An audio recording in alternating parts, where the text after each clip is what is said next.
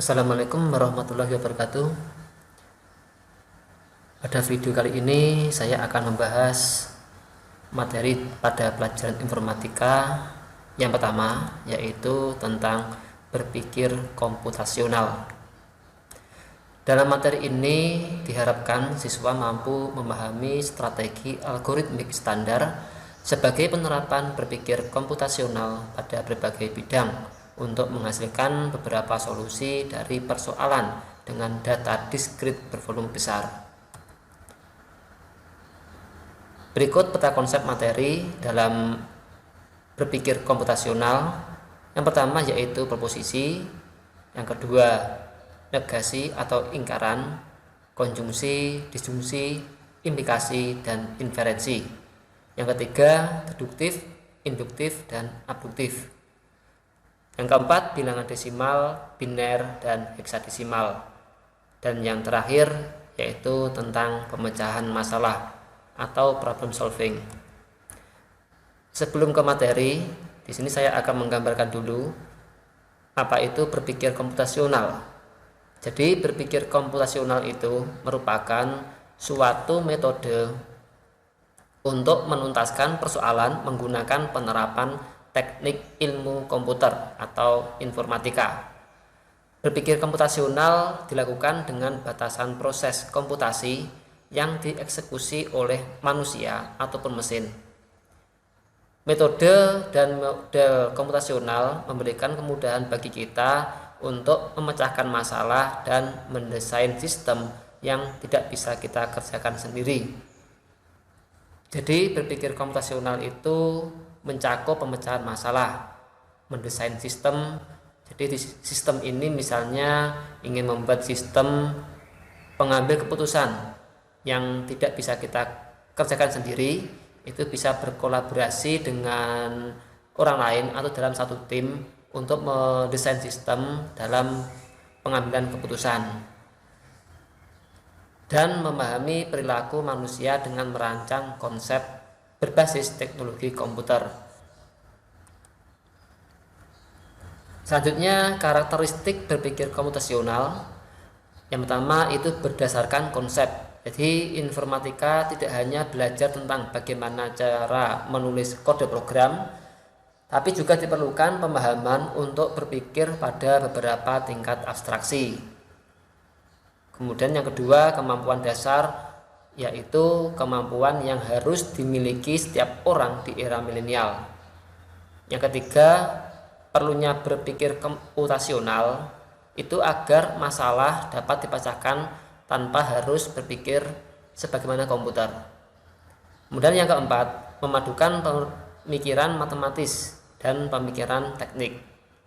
Yang kelima, berpikir komputasional itu merupakan sebuah ide dan bukan sebuah benda. Kemudian diperlukan bagi setiap orang.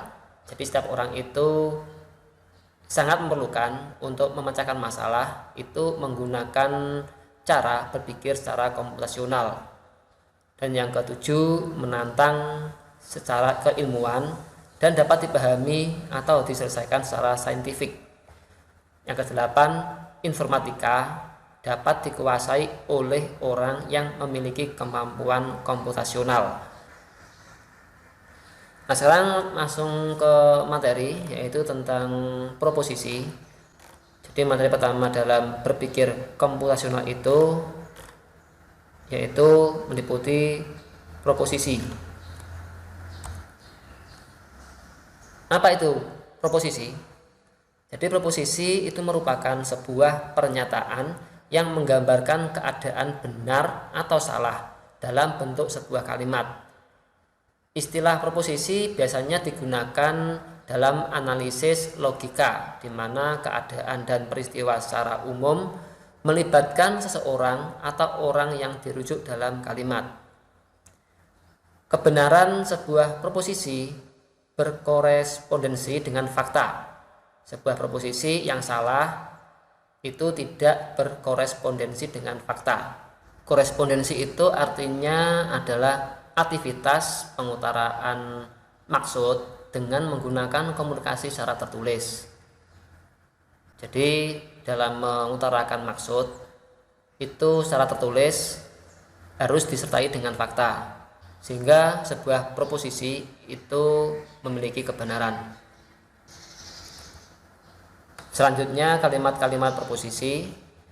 Jadi kebenaran suatu kalimat itu harus disesuai dengan fakta. Ada 4 elemen, yaitu 2 elemen subjek kalimat dan 2 elemen lainnya berfungsi sebagai objek yang menyertainya.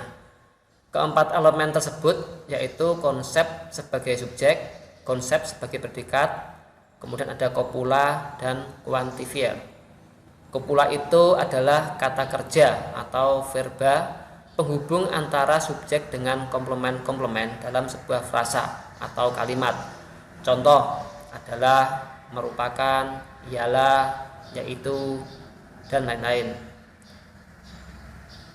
Kemudian kuantifier merupakan sebuah kata yang mendahului kata benda dan berfungsi untuk menunjukkan jumlah dari benda tersebut. Contohnya sebuah, seorang, beberapa, seekor, dan lain-lain. Jadi kalimat proposisi itu merupakan sebuah pernyataan yang melukiskan beberapa keadaan dan biasanya tidak selalu benar atau salah dalam bentuk kalimat. Selanjutnya proposisi majemuk. Proposisi majemuk ini menjelaskan kemajemukan proposisi, yaitu anteseden dan konsekuen yang dipadukan.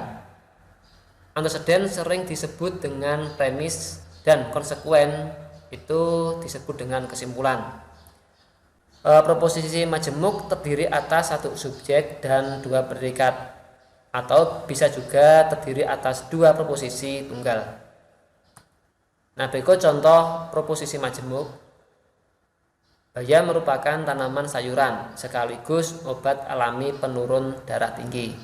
Jadi dari kalimat di atas, subjek itu pada kata bayam, sedangkan predikat yaitu sayuran dan obat alami penurun darah tinggi.